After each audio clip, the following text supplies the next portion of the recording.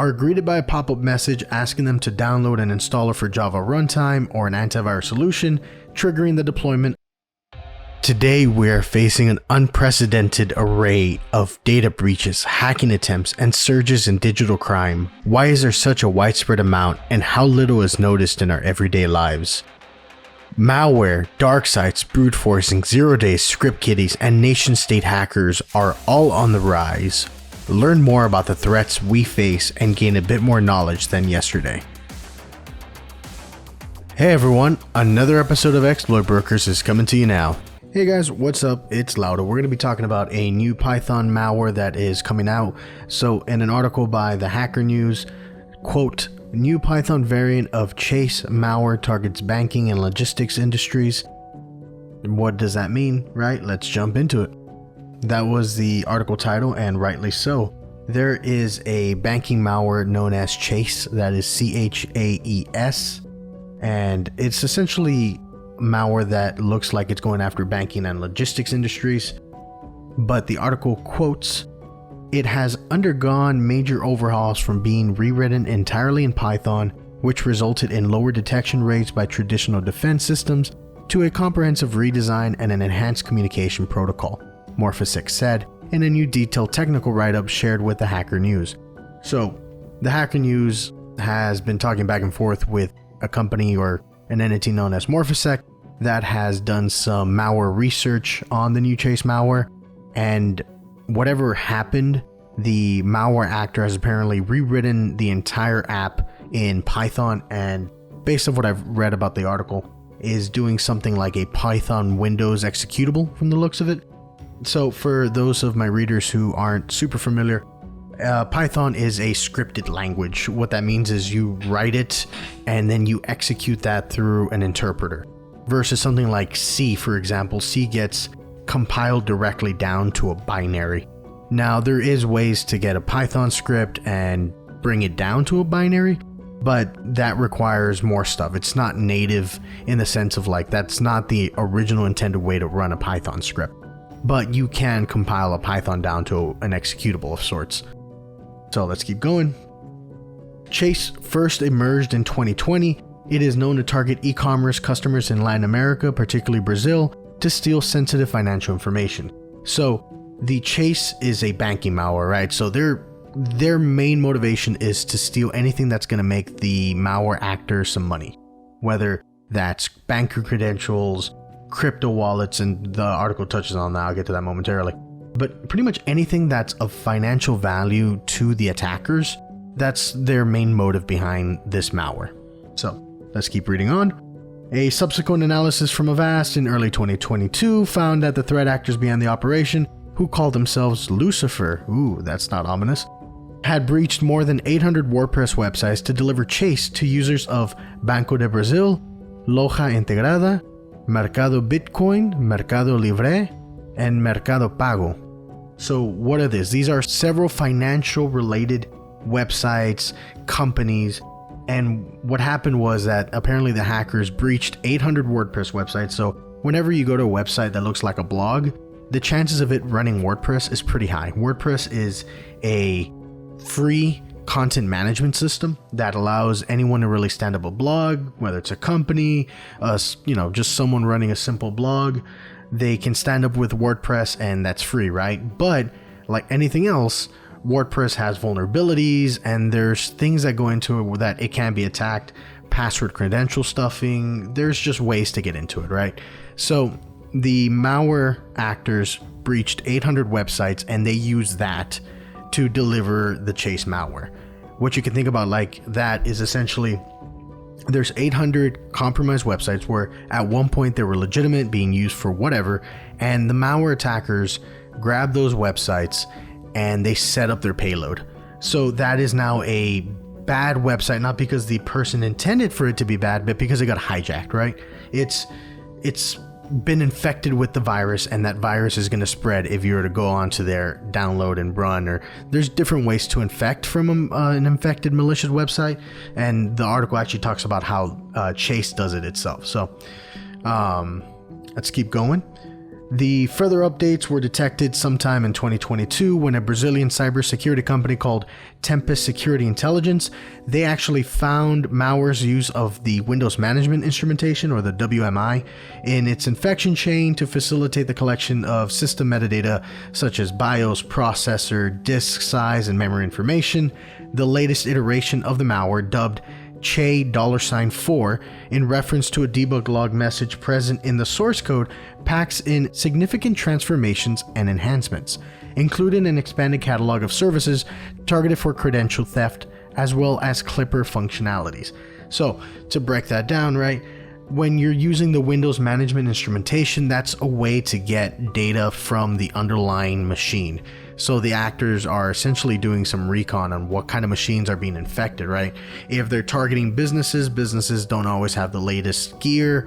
So if the people who are falling prey to it are businesses, you know, the fact that they might be running older hardware might be easy to show, right? Versus gamers and enthusiasts and people who just like having up-to-date hardware. And they could even just be doing this to make sure that they're hitting enough of the target vulnerable machines. I don't know. It's very interesting. And as we keep reading forward, right, one interesting thing is actually one of the ways that they infect, right? So going back to the 800 WordPress websites, whenever a victim goes to the website, they, and I quote, are greeted by a pop-up message asking them to download an installer for Java runtime or an antivirus solution, triggering the deployment of a malicious MSI file that in turn launches a primary orchestrator module known as Chase Core. So what does that mean, right? When you get a pop-up on a website, that could be anything from Chrome or Firefox trying to say, hey, do you want notifications, to a login screen or anything like that. What's going on here is they're using essentially a phishing style message where it's like, hey, you need this antivirus, a virus has been discovered, download this immediately. Or hey, you need to run Java runtime for this to work. A lot of people might just install that thinking it's a legitimate message, and then they're gonna run the quote-unquote thing. So an MSI file, in terms of all this, right, if you heard the word MSI file, for any of you who've ever had like an installer or an exe file that you double click and then it tries to install stuff on the computer, the updated version of that is what's known as an MSI file. An MSI file is pretty standard with newer installers, where it's just the latest way to install a developer's code on a machine. Granted, it's being used by the malicious actor here to install an orchestrator that they're calling Chase Core, and it's really cool and really interesting, and not in a good way, but it's interesting from a security standpoint, that the Chase Core orchestrator, essentially all it really is doing is it's acting as a loader or a dropper, in the sense that once it's on your system, it doesn't do anything itself as much as it brings in other modules and other things to do all the malicious things. It's still a malicious part of it, but it's essentially the kindling of the fire, if you will. It's the beginning spark and ember of the attack, but it is not the most damaging part. It's just patient zero on your machine, if you want to look at it that way. So let's keep going. There's a couple modules that are really cool. The Chase Core module is actually the one that sets a communication channel with a command and control or a C2 server, and from there it gets the additional modules. For those who are maybe unfamiliar or more interested, right, a C2 server or command and control server, all malware essentially acts kind of like a bot or like a zombie, if you will, right? It doesn't necessarily know what to do. There's some kind of intelligent malware and bots that kind of already have a protocol of propagation or what to do, but ultimately they have to exfiltrate data somewhere. They have to get commands from somewhere, and they need to do decisions based on things they find from somewhere. A malware that goes and steals stuff and doesn't give it to anybody is not a really good financial malware. There's a couple modules, let's go into them, right? So one of them is init, and it gathers extensive information about the system, probably using that Windows management instrumentation that we talked about. I imagine that's probably just getting enough recon, if you will, on the target or the vulnerable machine that is getting hit. Online, this acts as a beacon to transmit a message back to the attacker, letting them know it's online. So this is like a heartbeat for my developers out there. And for my non-developers, this is essentially just a message saying, hey, I'm alive, I'm online, and going back to the hive mind, right? So it's a zombie that's messaging back to the home, hey, I'm up, what do I do, or what do I need, or etc. Then there's Chronode, depending on how you want to pronounce it. This steals login credentials entered in web browsers and intercepts Bitcoin, Ethereum, and PIX, so BTC, ETH, and PIX payment transfers. It's trying to steal anything that it can at this point. It's one of the stealer modules, if you will, that is trying to get stuff from your web browser, intercepting payments, right? Because a payment's nothing more than some sort of request that's getting sent out somewhere. So, interesting. Next is Apita, a module that is similar to Chronode, but specifically targeting Itaú Unibanco's desktop app. I'm guessing that's some financial firm or some financial company, and they have a desktop application. So it's essentially a stealer for a very specific target. Krautos, which is an updated version of Chronode and Apita, and it focuses on gathering data from Mercado Libre, Mercado Pago, and WhatsApp. So another stealer, right? Next is, ironically enough, Stealer, an improved variant of Crowlog, not Chronode, but of Crowlog, and this plunders credit card data, cookies, autofill, and other information stored in web browsers. So this is pretty bad, right? So in addition to any credit card or anything it could have stolen, it's also trying to take cookies, autofill, and other information for the web browser. So for any of you who store your credit card information in the browser, it could steal it. For any of you who have cookies, right? If you've ever been like, remember me and don't prompt the login for 2 weeks, you're generally given a cookie or some way to authenticate back without you having to authenticate with a password. And there is an attack where if you steal a cookie or you steal that session token, an attacker can essentially pretend to be you, right? And I could see where that could go really bad. Autofill, which again would contain sensitive login information, and they're pretty much stealing your passwords at that point, and other information stored in the web browser. Think history, think addresses. It's essentially open season on your data. And one of the last modules is called File Uploader. Next is File Uploader, which takes MetaMask's Chrome extension and it takes data from that and sends it back to the attacker. All in all, these are multiple stealer modules, if you will. These are things that the Chase core downloads and then uses those as an extension of itself to pretty much wreak havoc, steal as much as it possibly can from its victims. You're thinking, oh, well, if I download and it ran, I could probably restart, right? No, it has a persistence. And the persistence is actually accomplished by a scheduled task. And I quote, "Persistence on the host is accomplished by means of a scheduled task, while C2 communications entail the use of WebSockets with the implant running in an infinite loop to await further instructions from the remote server." What does that mean?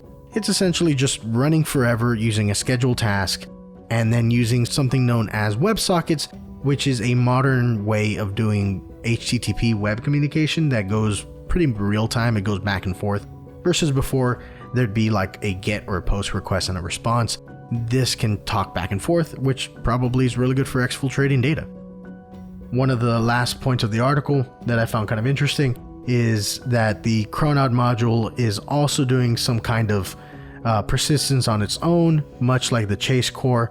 And what it's doing is actually modifying shortcut files that are associated with web browsers. I'm assuming it's pretending to be them. So when you execute, you're trying to open up Chrome or Firefox, it actually runs the Chronode module instead. And then the malware is using a DevTools protocol to actually connect to the browser instance. This then allows it to communicate with WebSockets and all that. It allows it to integrate with the browser and use the web browser capabilities. So that's pretty powerful for a malware.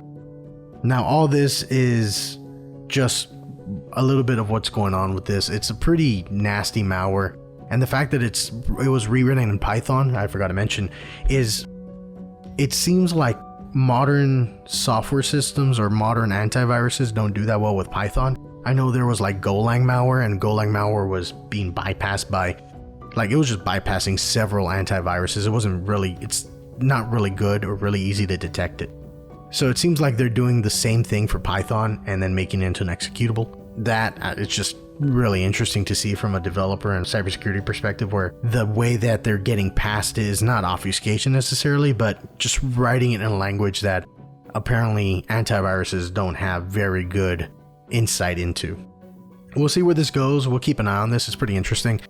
At the end of the day, it's another malware that you have to be on the lookout for. So, as always, don't download anything, don't click anything that looks suspicious, and if something's telling you with a sense of urgency that you need to do this now, proceed with caution.